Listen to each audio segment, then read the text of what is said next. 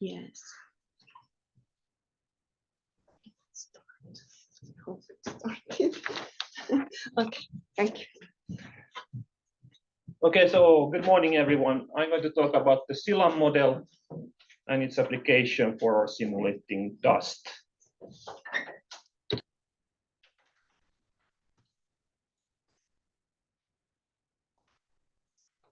So in general, like as Outi mentioned, we are an offline chemistry transport model, and SILAM can be used for global to local scales.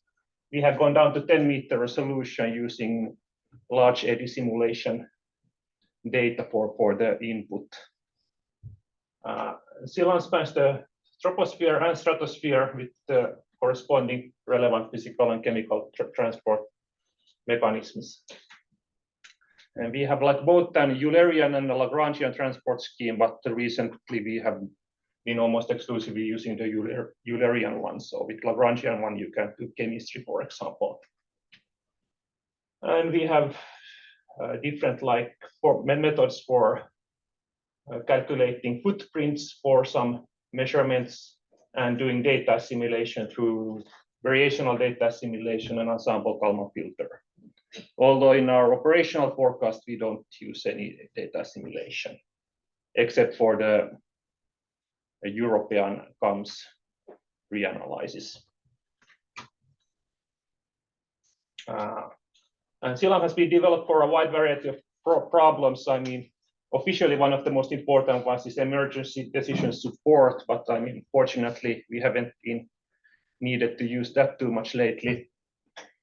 I think like the last ones were the Icelandic volcanic eruptions. I mean, the Eyjafjallajökull especially.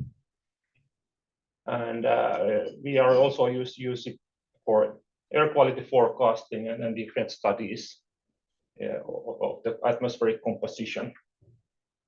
And SILAM is open code, but it's quite difficult to use. It requires lots of input data, so it's maybe not straightforward to use it by yourself. But if you have some meteo data, you can of course try to download it if you want.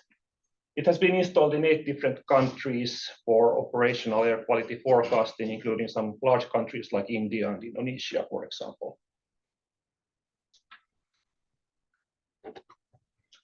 So here's a schematic figure showing the structure of SILAM. So we have different like chemical mechanisms and pollen emission, and we can simulate radioactive emissions and radioactive decay. And we have secondary aerosol organic formation and different kinds of like emission sources. But for dust, it's quite simple. So we just like emit dust and then transport it as it is. And then we have both dry and wet deposition of dust. And our operational forecast is available on our web page, silam.fmi.fi. So here is an example of the dust forecast for this very hour. So on our web page, you can see the optical depth of dust, the concentration of dust at the surface level, and dry and wet deposition also, like at hourly resolution. And the forecast extends 5 days forward in time. We have some different forecasting domains also, but the dust incorporates the global domain. We have a separate run for dust, but we also have a global run with all species, which also includes dust, but that's slightly coarser resolution, a different version of the model, so they will show slightly different dust concentrations, but overall they are very similar.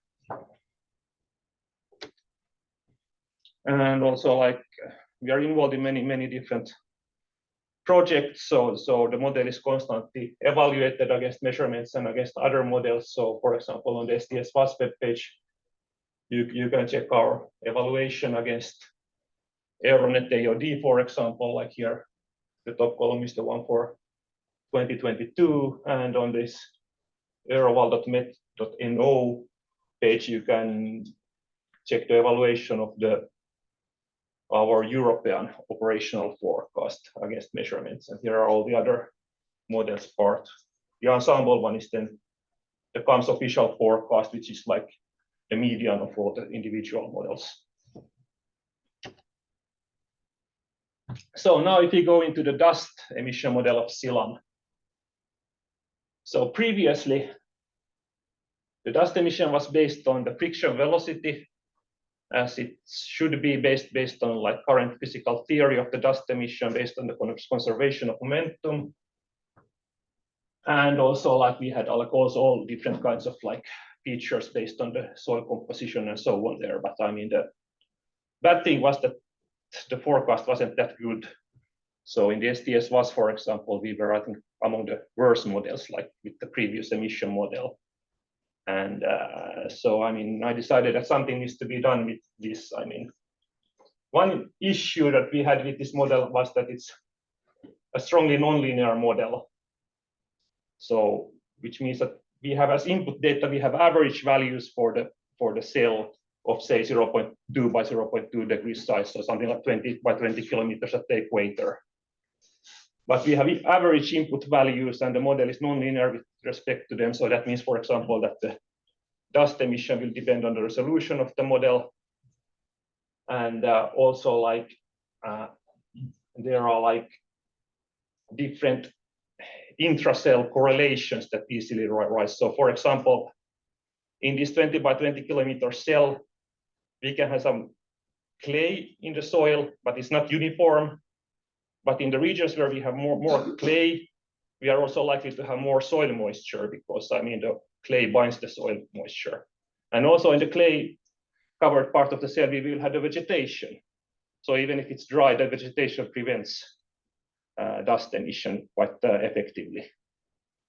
So which means that we have all these correlations there, and although we have like some input, for example, leaf area fraction of the cell or soil average soil moisture of the cell, I mean, it doesn't translate necessarily into a good emission model because all these things are correlated within a single cell of the model.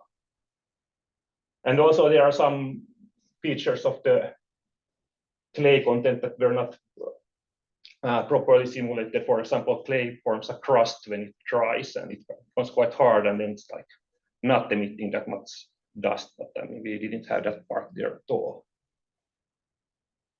And also like one thing was that, I mean, when I looked at these maps that we used for these clay fractions and soil compositions, and especially over the main dust emission regions of the world, I mean, they didn't seem to correlate with any features that I can see in the satellite pictures. So they were based on country borders and latitudes and things like that. And I mean, a basin of dust or sand in the Sahara, I mean, could have some different properties on the northern and southern side, although it looked exactly the same in the satellite image. So I was quite skeptical of these maps. Well, actually, I mean, if you look at the official description of these maps, they also claim that they are like good, mostly like in Europe and in the US, and less good maybe elsewhere in the world. So, I mean, instead of like trying to add again some new feature in the dust model to improve it, I decided to take the opposite approach. So I tried to make the dust model so simple as possible and see what we get with that one. And then with time, perhaps we can add more features when we have validated first a simple model, and through these more features, we will of course likely need to validate them one by one and see if we still retain the performance of the simple model. But so far, I mean, this is still an ongoing process. So what we started with was something really simple. So instead of this friction velocity, we simply use the 10-meter wind because we don't know the friction velocity. I mean, we can try to calculate it based on the 10-meter wind from driving meteorological data. But I mean, it's quite difficult to calculate, and it's also not uniform over our 20 by 20 kilometer cell. And also, like the meteor model itself, of course, it includes a parameter known as friction velocity. Friction velocity is basically shear stress between two different layers of air given in units of velocity. But I mean, the friction velocity of the meteorological data refers to some scale that's relevant, like at tens and hundreds of meters, like above the surface, whereas for this dust emission, the relevant part is, of course, like roughly a couple of millimeters above the surface, and that through shear stress at that height might be different from the one that is used for the meteorological data. And usually like models don't use this friction velocity from the meteorological data at all to drive the dust emission, but they instead calculate it like we did previously from the 10-meter wind. But now we just use simply the 10-meter wind minus some minimum velocity. So if you probably know, the dust emission is driven by the saltation process, where first the wind lifts up some large grains of dust or other particles, and then when they impact again on the earth, they will either disintegrate or lift up some really like micrometer-sized particles. So wind itself is not able to lift up these like micron-sized particles, only larger particles. And for this saltation process to start, there's some minimum wind velocity that is required. And then this power of 3, it's an empirical parameter that's found in like several studies. Like it's quite rough, and also like in our model, it turns out that the model performance is not that sensitive to the power of 3. It can be 2.5 or 3.5 also, and you get like quite similar results. But the energy carried by the wind is proportional to the third power of the wind speed. So that kind of like it gives some basic interpretation. And then this minimum velocity is 5 meters per second only if the soil is dry. So if there is some soil moisture present, the particles stick a bit together, and a higher wind speed is usually required. And we have set it to depend linearly on the soil moisture, but again, this is like quite approximate and a bit ambiguous. It also, of course, depends on the soil type, but I didn't trust the soil type maps that well much, so we don't use them here. And then, if there's lots of snow on the ground, we can't have the dust emissions, so we reduce. If we have a couple of centimeters of snow, we won't anymore have dust emission in the model. And if you have lots of like vegetation, which is described by the leaf area index in the driving method data, we don't have any dust emission either.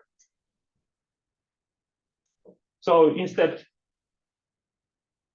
of having all these complex other maps, we just use a single map, and we chose the surface roughness as measured by a satellite as the background map for emission. And it looks simply like this. Many parts like central Greenland is covered by snow, so it's not actually emitting anything, but it's relatively smooth in terms of roughness. And then if you look at the actual net emission by that map, it looks a bit different because this depends also on the wind speed. And you can see the strongly nonlinear scale. So actually, this point here, like in Central Sahara, the Bodele depression is responsible for a huge amount of emission. So the value goes actually up to something like 140 on this scale there, compared to something like 5 or 2 for most other parts of Sahara. Then we also evaluate the model. This is total AOD from all species of Silam versus Aeronet, and correlation, it seems to be quite decent. Total correlation is for 1 year, for 2017, is roughly 0.75.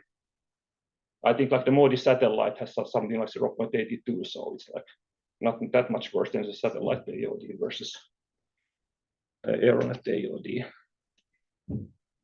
Then using the model we computed, because we don't use data simulation, we can compute quite easily a long time series of dust emission, deposition, optical depth, and so on. So we did it for the years 1980 to 2022.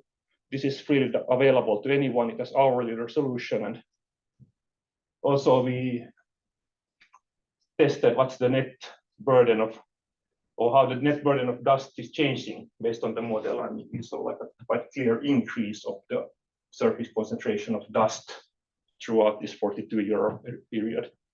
But this is a model is driven by the ERA 5 reanalysis meteorological data, and this is due to increasing wind speeds over the dust emission regions in that driving data. And we are of course not sure whether the driving meteorological data is correct or not, but that's what's there currently. And then we took also part in some ensemble of dust reanalysis together with 3 other models. This should also be soon available. So we have, instead of our model, we had ensemble mean and median from the 4 different reanalyses, but The other used satellite data simulation from this one. And here there is, over the period of 2003 to 2022, there is no clear trend in the net dust load. So, but also the satellite assimilation is not completely exact because there are other aerosols and dust also that impact satellite AOD. So it's up to the assimilation system to divide this total AOD among different species. And then we could have a look at the potential high latitude dust emission areas based on the CILAM model. So this is the mouth of the Hudson Bay in Canada. And based on our very simple dust emission model, we have like quite high dust emission from these dust colored areas. I'm not sure if it's true or not. I mean, they could also be some solid rock or gravel or something like that that doesn't emit dust. But I mean, at least the model says that, I mean, there could be some dust emission from these regions. And further, a bit further north in Canada, this area here, which is also like quite big, I mean, something like 40 by 40 kilometers, looks like a desert, and in our model, it's emitting dust. This is in northern Russia, eastern Siberia, an island again. You can see the scale, 20 kilometers is roughly this one, so this is a huge area, desert-like, that's emitting dust in the model. Again, I have no clue whether it's doing it in reality, but there are not many measurements from these areas, so we don't know. And then quickly, we developed a road dust model. I mean, road dust model is maybe not that important for the climate, but I mean, those that live in the Nordic countries, especially Finland, Sweden, and Norway, are quite familiar to it. It's the most prominent air pollutant to ordinary citizens. And we made a very simple road dust model based on the traffic NOx emissions and then the wetness of the roads. And we used it to simulate the PM10 in Europe together with all species. And with road dust, you can see that there's a slight net increase of PM10 and also increasing correlation over most stations, and especially in Northern Europe. And here are some example stations. So this is a station in Norway. The blue line is measurement, and the orange line is our model. And without road dust, we don't have pretty much any PM10 at that station, but with road dust, we reproduced at least the general features like quite well, although the correlation is still not super high. But for Iceland, it's more difficult. There is not that much traffic here, and it's basically very low PM10 based on the measurement, except after the New Year's fireworks, and then some random peaks. Some of these might be dust storms, but some of them are like just people burning trash or something like that close to the station, so which are not reproduced by nearby stations. So it's kind of like quite tricky. The Icelandic dust storms are also very tricky because they are so small in size, so that I mean our model, standard model resolution doesn't resolve them that well. And turned out that the road dust model improves also some other places. So this is a station in Serbia, for example, and you can see with road dust a significant improvement in the model performance there. So it was surprising to see that this, especially the countries in the Balkans, were quite sensitive to this road dust. And this is a station in Spain that also, like, even the Spanish stations got some improvement with the road dust emissions. So conclusions. So we are performing like operational forecasts that are available to everyone. We have a reanalysis of dust. We will also include black carbon soon for dust emission, inner concentration, optical depth, and deposition. And then there's some WMO ensemble for dust that has been generated. I mean, they will probably expand it with some new models also if they can get hold of any new data. We have a very simple dust emission model, but it has shown to work like reasonably well for like most parts of the globe, at least. For high latitude dust, we still have the limitations, especially due to the resolution and lack of measurements. Then I showed some hotspots that might be causing lots of high dust emission, and then we have a road dust emission model also. Thank you.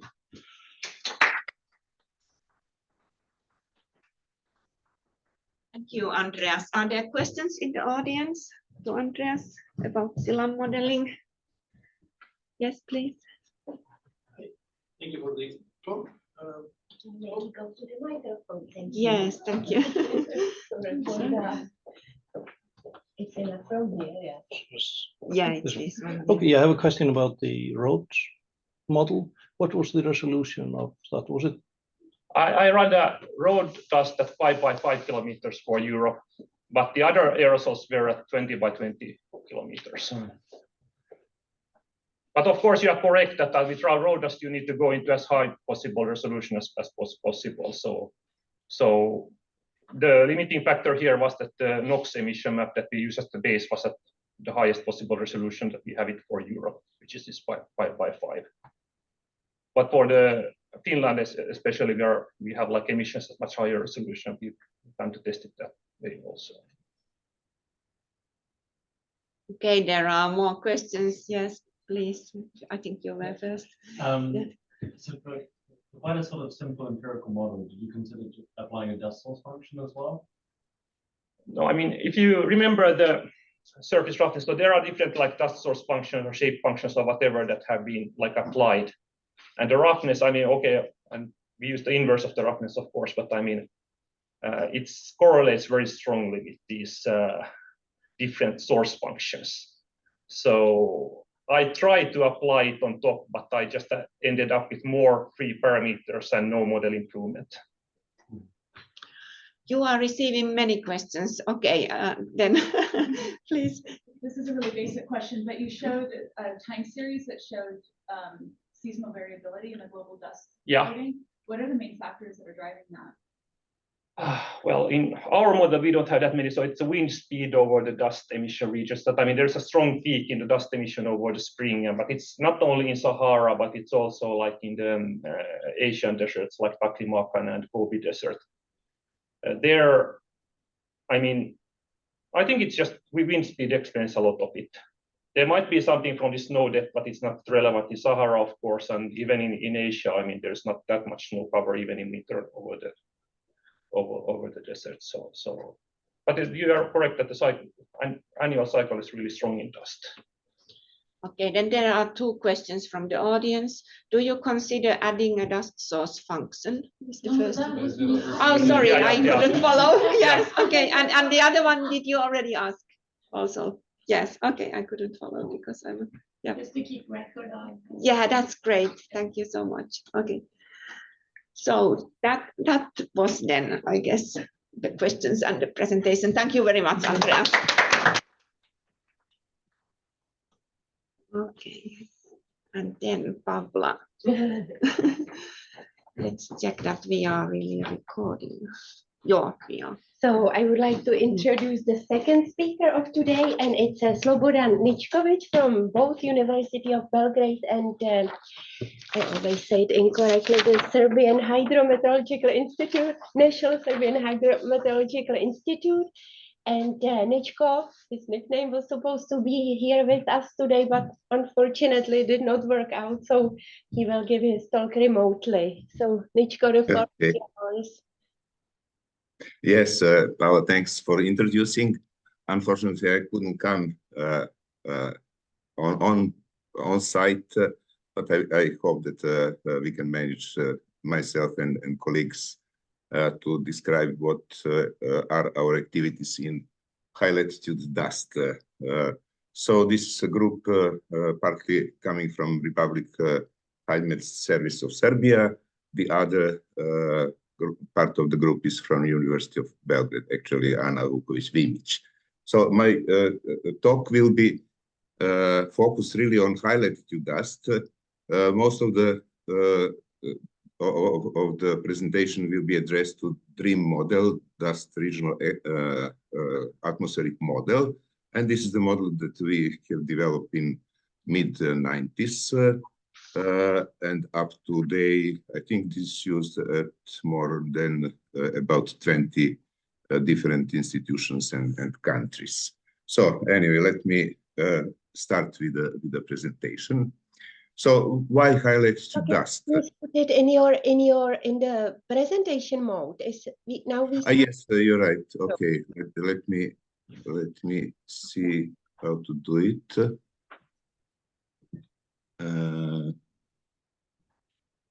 design transition. File. Yes, that's it. Okay, it works now. So, why high-latitude dust?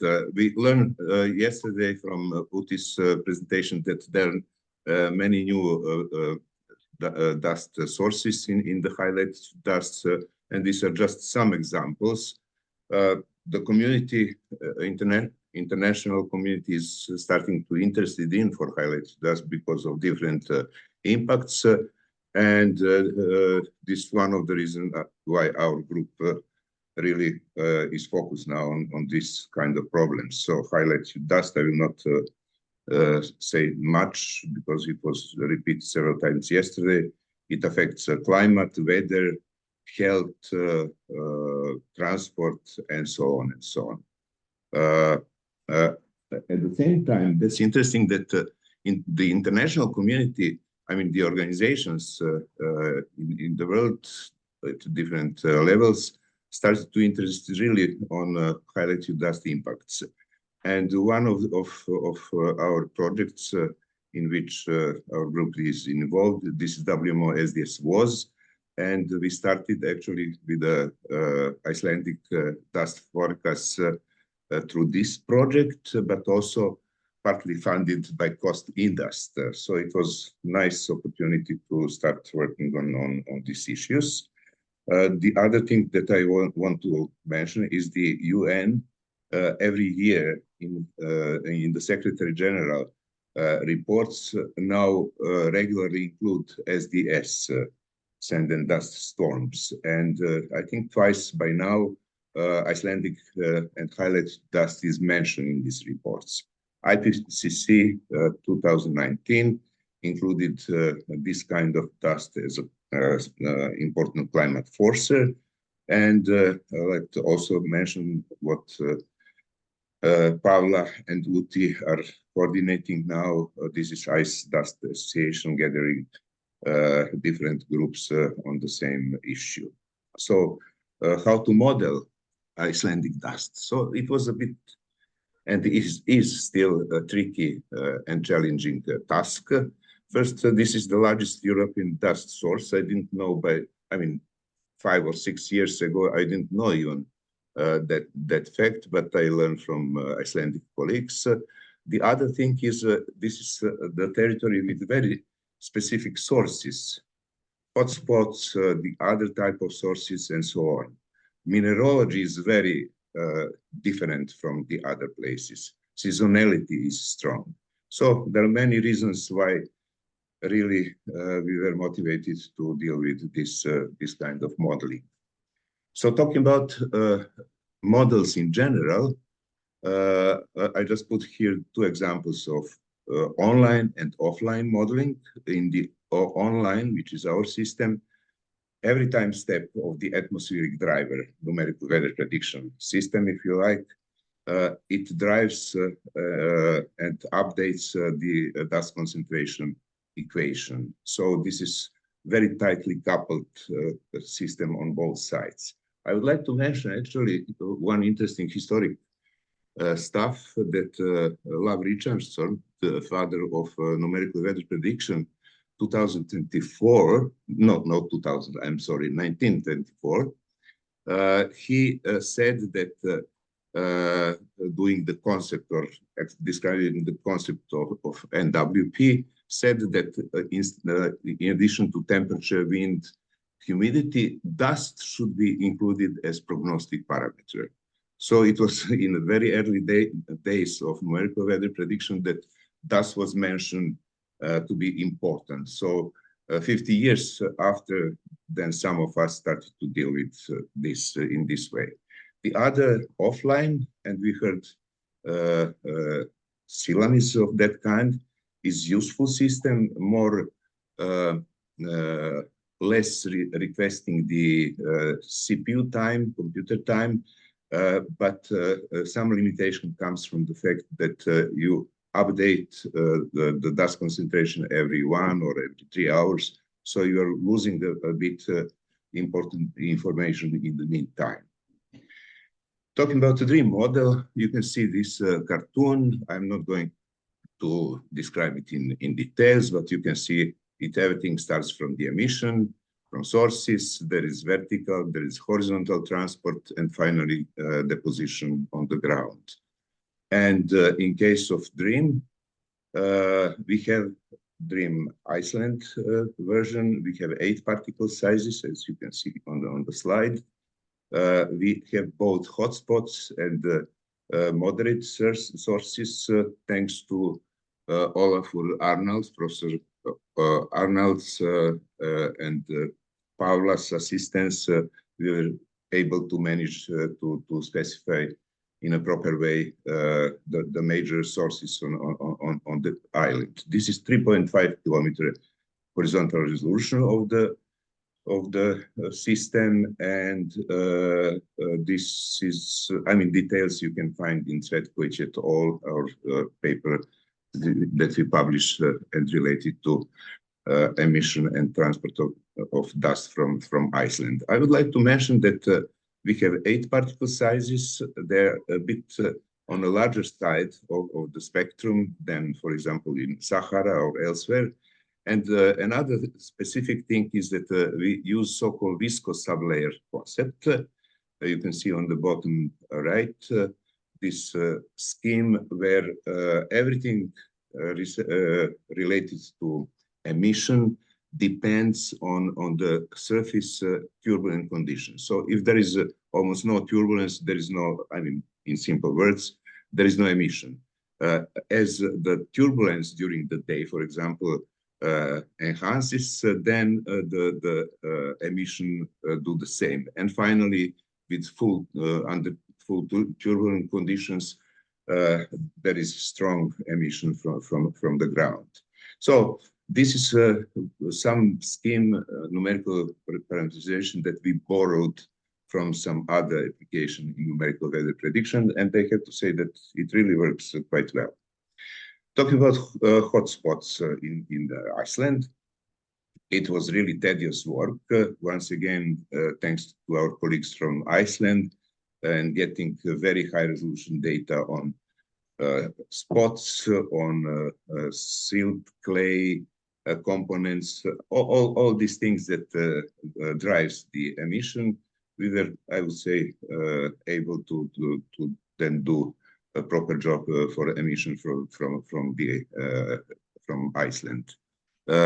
And talking about hotspots, just briefly, let me say that our group already tested capabilities for that in some different parts of the world, like for Tehran, very strong dust storm.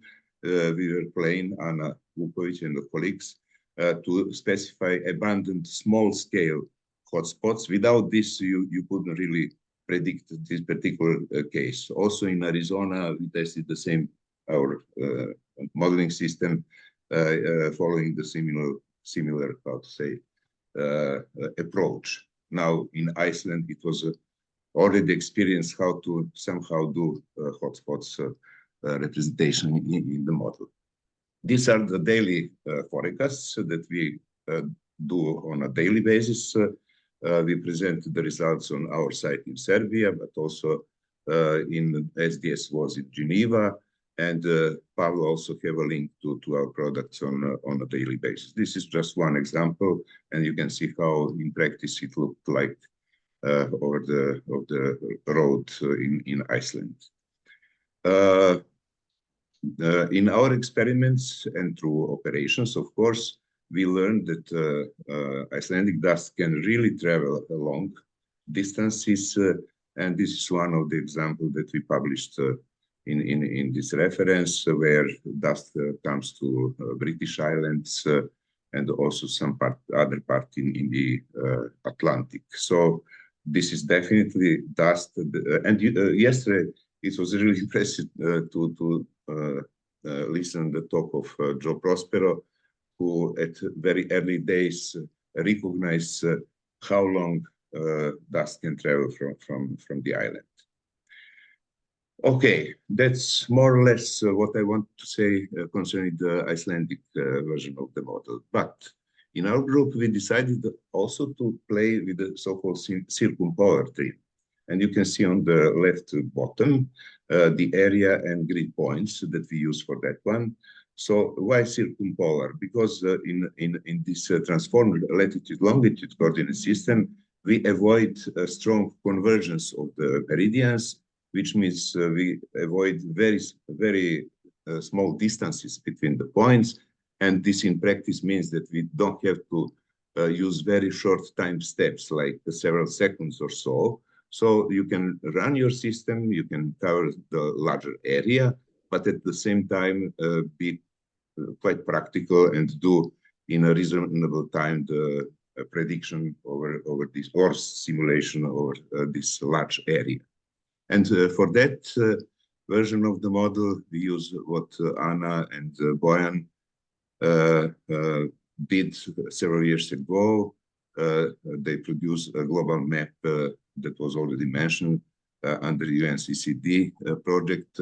So in this circumpolar dream, as you can see on the right-hand side, we exploited the data of 1 by 1 kilometer global, but of course we focused on this area of northern part of the globe.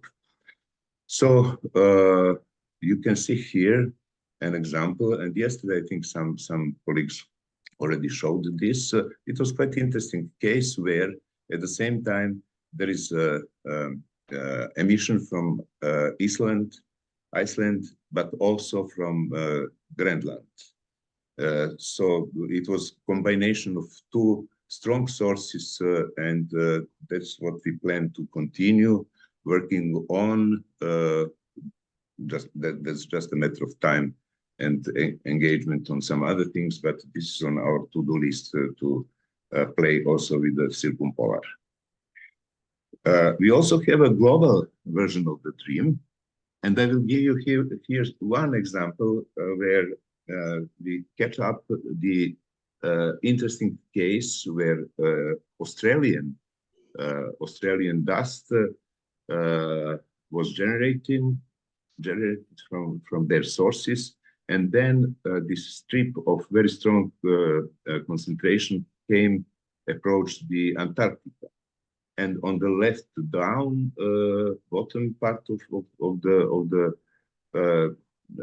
image, you can see we compare actually the ice nucleation caused by dust. Dust is a perfect ice nucleus, most of you probably know, and it was very consistent with what was observed by satellites.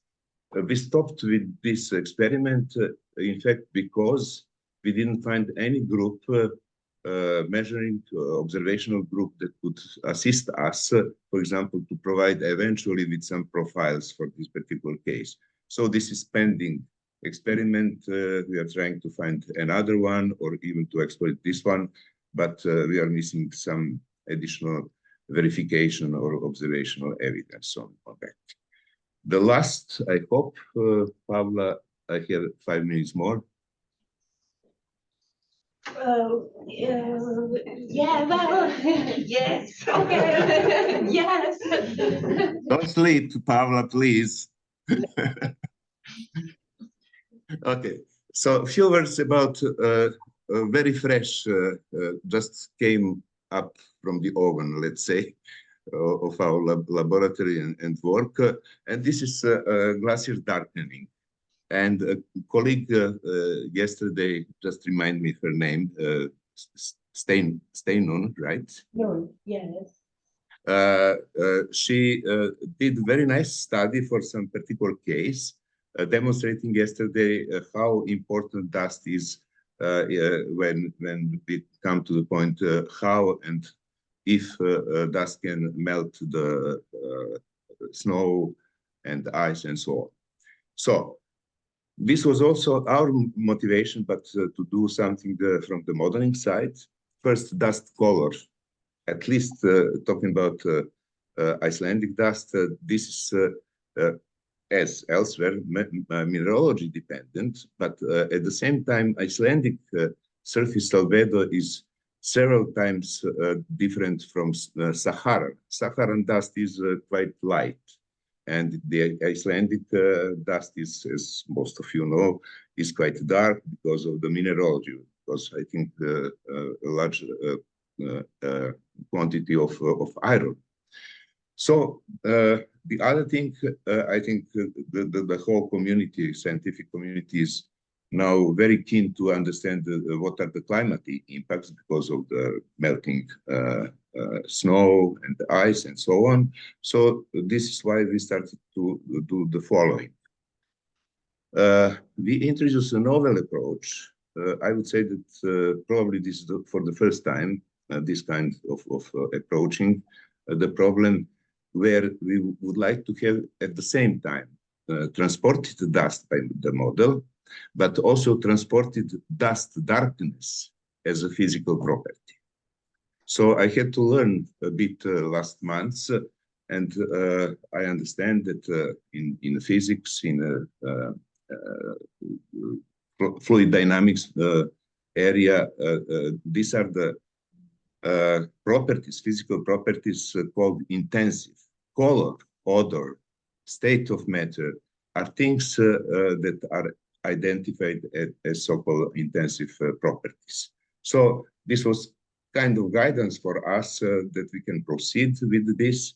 The problem was how to do it dynamic modeling of that one. You can see on this image, and we also know that Icelandic dust can easily come to Greenland, for example, and eventually change the environment there. So the next, very brief, because this still this still the research phase of everything. In addition to dust continuity equation, the simple one here, we introduce another one, which is darkness as a property transport equation. So with this complete system, system of two equations, plus of course atmospheric driver, I will skip this one. Our approach was the following: first, we have dust sources, and you can see this on the image. The next thing we downloaded or specified the albedo, which means 1 minus albedo is darkness of the surface soil. And then using the intersection of two, we finally ended up with albedo in sources. So this you can translate is how much different sources are dark or light. And this is on the image on the right. So this was our initial field for simulations that we did later on. We selected the case what Steinon was presenting yesterday. This was July 12th, when very strong dust was covering a part of this white snow area. And on the left, you can see how the model concentration for the same period and model darkness evaluated. And you can see on the bottom that there was very strong dust storm on the island, but at the same time, the new equation, the new parameter, which is darkness, you can see as well as simulated parameter. So we wanted just to have a first check. And you can see on these images, especially on the bottom, this is in red line, the area of the, I'm missing the word for this snow ice, lednik. Glacier. Glacier, right, okay. This is the area of glacier. And you can see how we predicted the darkness. So this is not homogeneous, this is heterogeneous area. And on the right-hand side, this is satellite picture. We are, I mean, this is the first result. I would say that we are not far away from what it should be. So this is something that within next months, I hope that we will end up with a appropriate probably publication, since we really think that this kind of new approach would give opportunity to better understand and to better simulate the melting of the glaciers. That's all. I think that I have a few more spare slides, but I will skip it. I think that's enough for this presentation. Thank you very much, Nichko. So I will ask first in the room if there are any questions for Nichko and his dream model. I have one question. Actually, They will ask, yes. Thank you very much for the excellent and interesting presentation. I actually have one question related to the work of three of you, Anna and you too. So it's from Rostislav Kuznetsov from FMI, who is a civil modeler. And he asked me before I left here, because he and many other colleagues have contacted me asking about the global sand and dust storms source base map. So is there a place where you can find the data and download it? How is the status of that? Okay, this is actually the thing that we discussed in SDS WOS community in one of the meetings. This is what Anna, is the leading author, did everything. There are numerical gridded data for that. UNCCD had some, not objection, but slowing down the process to make this data public. In the meantime, the management was changed in UNCCD, and my understanding is that now data should be really public to everybody. And the last what I know, I think it was maybe a month or two before, there was some agreement between Anna and the group in Barcelona, BSC, that they should host the data so it will be really public with no limitation to use it. That's what I know. By the way, Anna, expect will be on the second part of this meeting today. So any additional information we can also get from here. But there is no limitation now. That's just a practical thing where to store, where to put the data. Excellent, thank you. Thank you very much. Is there any other question here in the room? Yes, Olavo. Thank you for coming. Hello, thank you for the talk, excellent talk. One question regarding the DREAM model. Is the microphysics scheme used, is it aerosol aware? You are talking about microphysics for aerosol? Yes, in the DREAM model. So basically, this is what we started developing from scratch. In '95, I just added a new prognostic equation for concentration, following all the phases like emission, vertical transport, mixing, horizontal deposition, whatnot. So there is no any kind of predefined component that we added to this, but we started development from the scratch. I guess that this answer to your question. Yeah. Excellent. Thank you. And maybe I will ask Olafur already to stay here because I don't see any online questions. So thank you very much, Nichko. And we will proceed to the next speaker. So I will ask you to stop sharing your screen. And the next speaker, yes, is here Olafur Rengvason. So he is now from Belgingur, which is a private company. He will probably tell us more. And previously from the Icelandic Meteorological Office, if that's I'm correct. last century. Yeah, well. So I will open the Yeah. presentation for you. Should be here.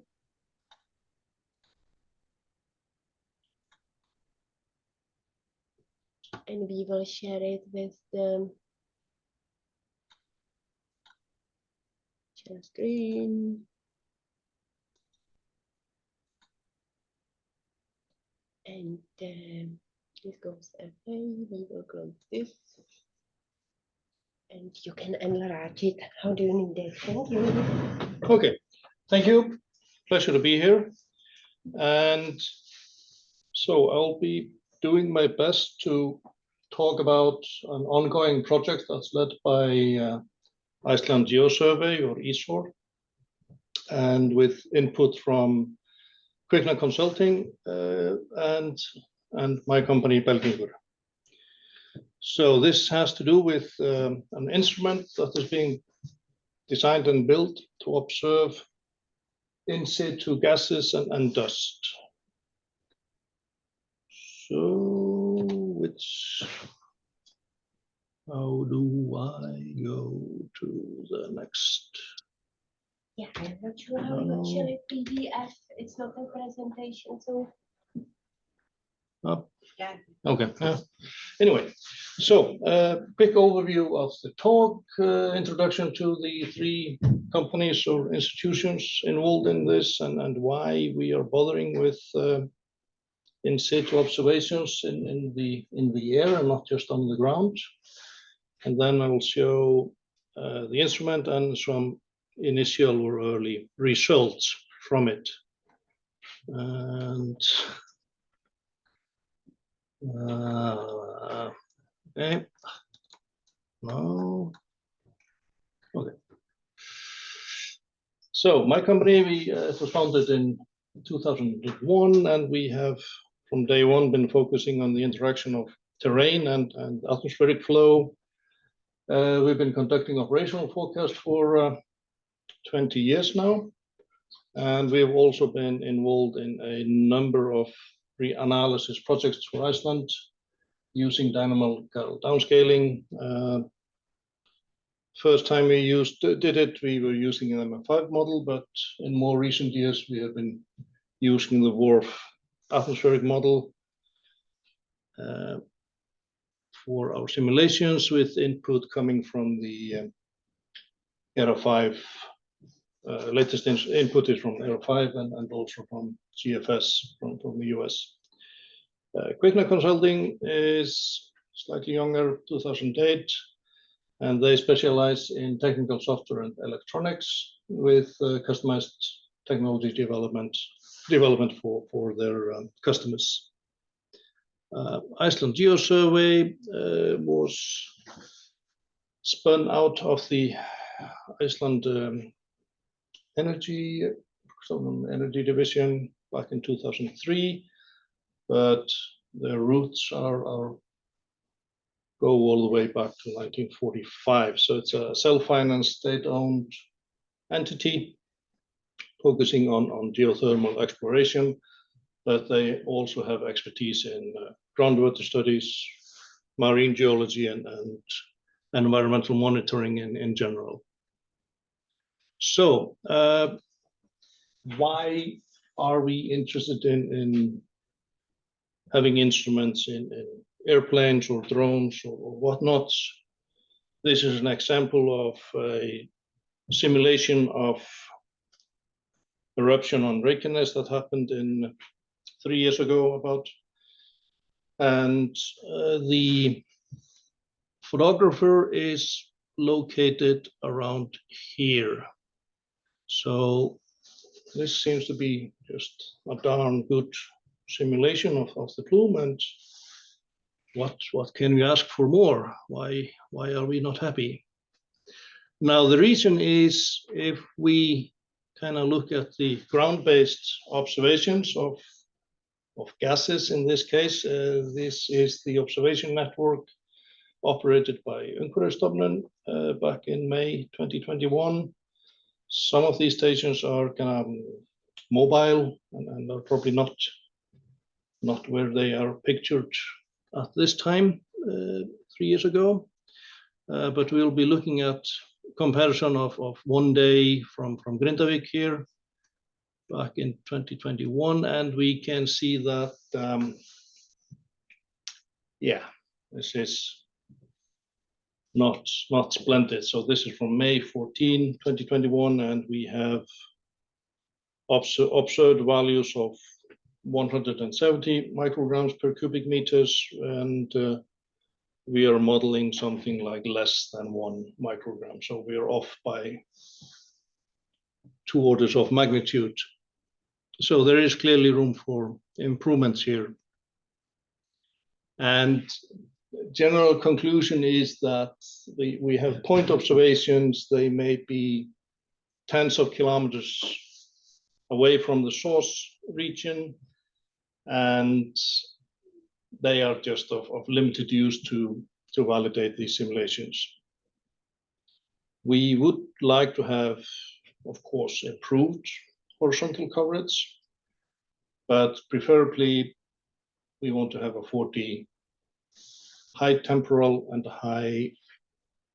preferably high spatial resolution as well.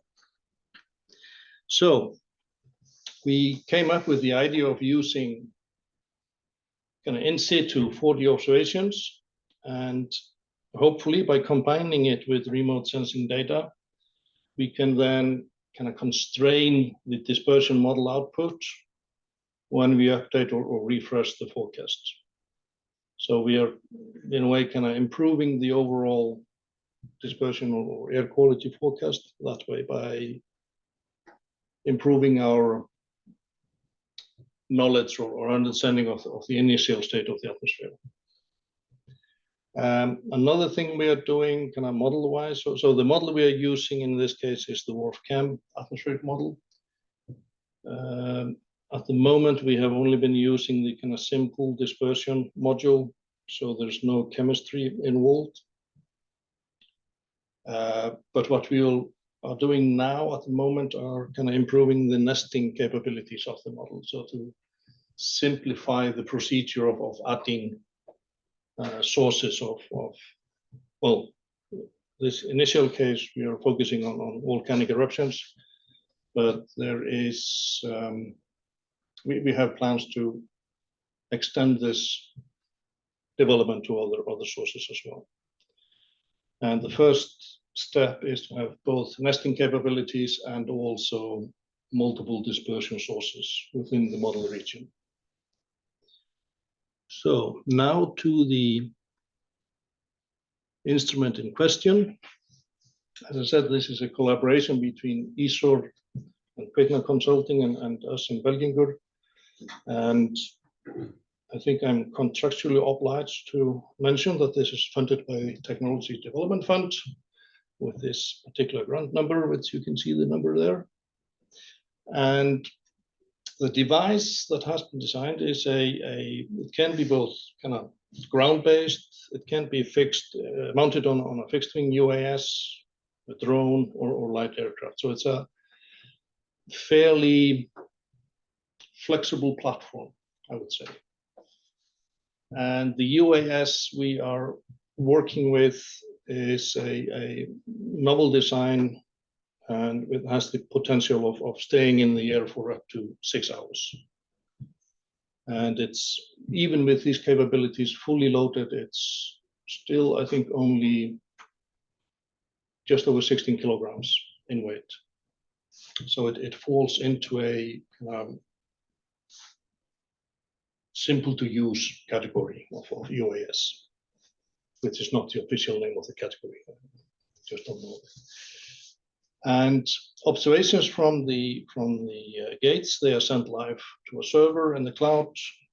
And we also have a number of meteorological variables like temperature, pressure, and wind speed from the drone, and humidity as well. At the moment, we have 4 gases: CO2, CO, SO2, and H2S. But future version will also have ozone and NOx. Dust particles, the PM1, 2, 5, 10, and these are sampled out of a number of other, 25 other bins, basically. IMU sensors and GNS antenna for logging the position is there as well. So here are just a few photographs of the instrument. I should mention that the gas sensor it should be regarded as a point observation you get. So we have a small chamber with the sensors sticking into, and we take an air sample close and observe for 60 seconds, and then do open and close and take a new sample. So instead of having a continuous observations that are never really fully saturated, then we rather opted for having a limited in time, but have a good high quality observation. The overall weight of the packets is something like 600 grams. And you can see that includes this battery here. And I think the battery is probably close to 200 grams. So with a different battery, this might be made even more lightweight. And oops, yeah, here's just another 2 tubes, one for the OPC and one for the gas sensor. And I think this is the OPC here with a pump and filter. And this is just a picture of the fixed wing drone, and is an example of a flight we did back in November with a light aircraft, which is they are quite flexible and maneuverable for these situations. The tubing were just, you didn't have to do any modifications to the airplane. The airplane has kind of small openings on the side windows here where the intake for dust and gases could be placed. And the results of the comparison results with lab are promising. There. So the lower line here is the instrument, and this is the laboratory control equipment. So it's not one-to-one, but it's more of a scaling issue than anything else. Now having 2 instruments now was a problem with that. Now we have issues with what you call flight 2 still. So it's things that we are working on to fix the second instrument. So this is I think we are back on track time-wise. Quick summary. So we are building a multi-purpose gas and dust sensor, and it can be used on a plethora of platforms, such as fixed-wing UAS, quadcopter drones, light aircraft, or simply just be kept ground-based. Data is uploaded in real time, and in turn can be used to help assimilate air quality or dispersion models, or simply just be used for general model evaluation. And yeah, it's not perfect yet, but initial tests are showing very promising results. So, thank you.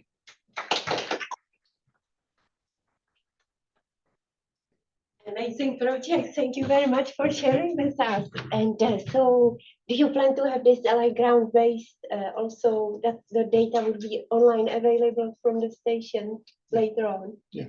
Fantastic. Yeah. So are there any questions? Yes, Arnold, please. Yeah. How is it, like for example, for the gas? Oh. Either really. For example, for the gas sensors, how is the instrument calibrated? The sensors come calibrated from AlphaSense. I think all the sensors are from the UK-based company called AlphaSense. Oh, okay. So they're. But there is, as you saw in the, I think probably this one here is, Yeah, there is clearly. Why? Like, do you have any idea why it's so off for like CO2 measurements? No. Okay. No. I'm more on the modeling side. So Yeah. I prefer the data to be pure and pristine, but. And is the, because the OPC is sort of a different track compared to the gas measurement, is that, does the OPC perform better or worse, or have you made those? What do you mean by different track?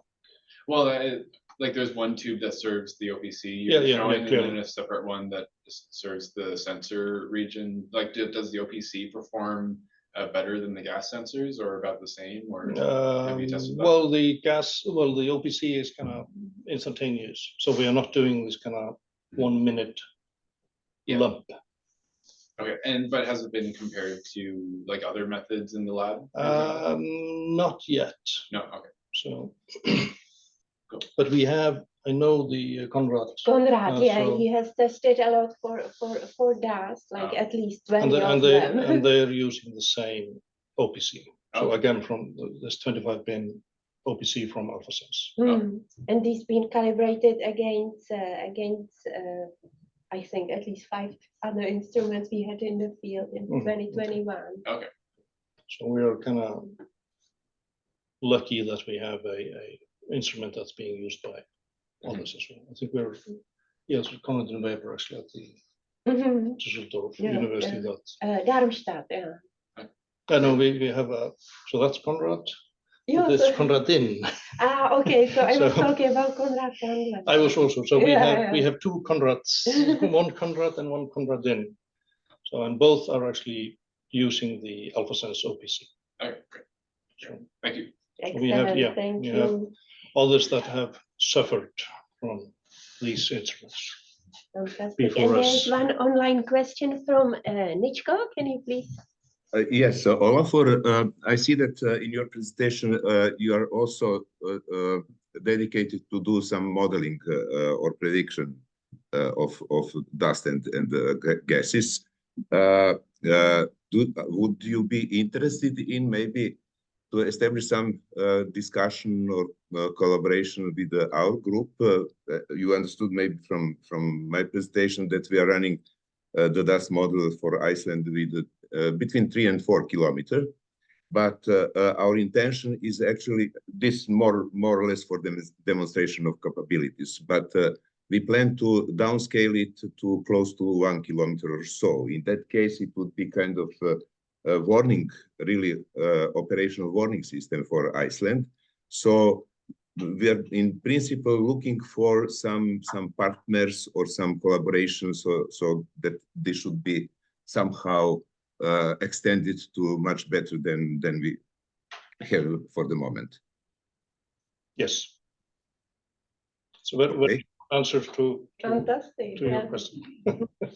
You have my colleague Bojan Cvetkovic in the audience, so that you can also discuss a bit with him in the pause. Excellent, thank you. Is that the sensor community also, these sensors you are using, which is available globally? The platform itself is designed and built here in Iceland. I saw the instrument itself. Yeah. No. Okay, so it's a different.